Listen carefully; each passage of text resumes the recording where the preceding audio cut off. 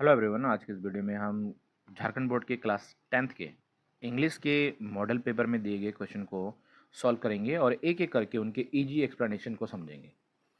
तो question number 15 जो दिया गया है वो है I wish I blank rich, और ऑप्शन के तौर पे हमें दिया गया है option A have, option B had, option C were और ऑप्शन डी नन। तो ये जो दिया गया सेंटेंस है I wish I blank rich, इस सेंटेंस का हिंदी अर्थ होता है कि काश मैं अमीर होता या अमीर होती। तो जब हम इस सेंटेंस के अर्थ को जान गए हैं तो इसका सीधा सा मतलब ये है कि दिए गए सेंटेंस में जो बात कही जा रही है वो किसी तरीके की इच्छा या विश के बारे में बताया जा रहा है।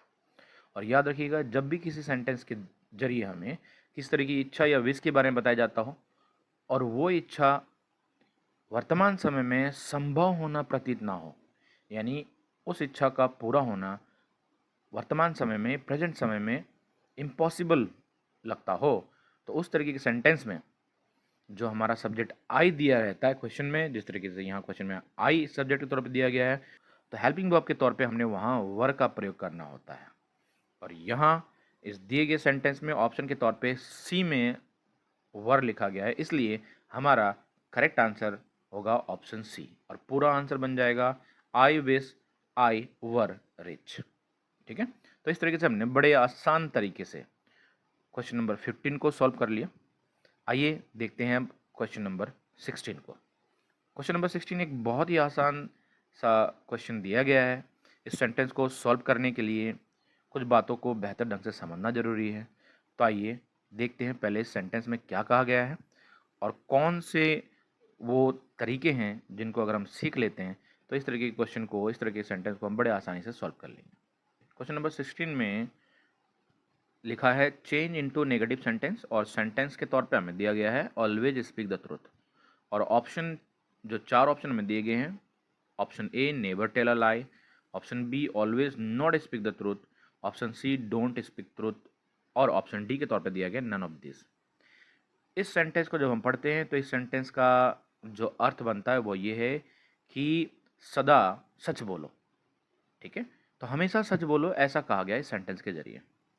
तो याद रखिएगा, जब भी किसी सेंटेंस के द्वारा हमें किसी तरह की सलाह दी जाती हो, इसके अलावा अगर किसी सेंटेंस के जरिए किसी तरीके की प्रार्थना की जाती हो या किसी तरीके की आज्ञा को दिया जाता हो, तो उस तरीके के सेंटेंस को हम कहते हैं इम्पेरेटिव सेंटेंस।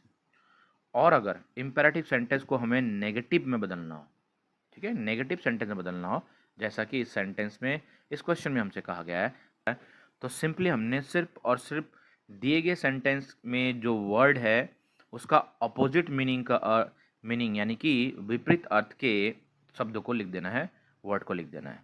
तो इस सेंटेंस में हमें जो वर्ड मिला है वो मिला है ऑलवेज। तो ऑलवेज का जो अपोजिट मीनिंग होता है वो होता है नेवर।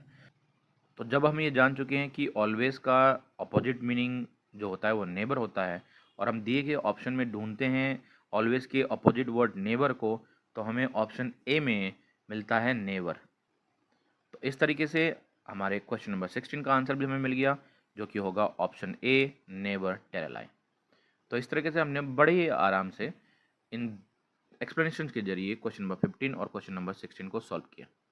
वीडियो ज़्यादा लंबा ना बने इसलिए मैंने इस वीडियो में सिर्फ और सिर्फ क्वेश्चन नंबर 15 और 16 को सॉल्व करा है। इसके अलावा मैंने बाकी क्वेश्चन को अलग अलग वीडियो में सॉल्व करा हुआ है। अगर आप उन वीडियो को देखना चाहते हैं तो डिस्क्रिप्शन में उन वीडियो के लिंक दिए गए, आप उन्हें भी एक बार ज़रूर देख लीजिए। तो आज की वीडियो के लिए बस इतना ही, मिलते हैं अगले वीडियो में।